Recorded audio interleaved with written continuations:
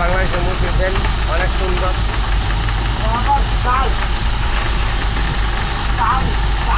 ক্যাপ্টেনের ভাই, ছোট ভাই, এই যে বর্তমান ক্যাপ্টেনের ছোট ভাই, যে ইঞ্জিন চালায়,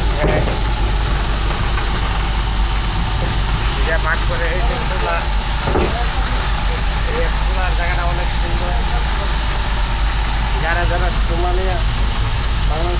বাংলাদেশের থেকে আসতে চান আগ্রহ, তারা সোমালিয়া আসবেন। সোমালিয়া হয়তো কয়েকদিন থাকবেন, 4-5 দিন থাকবেন। থাকার পরে আবার আপনারা এই লঞ্চে করে আপনারা ঠিক ইরানে চলে যাবেন।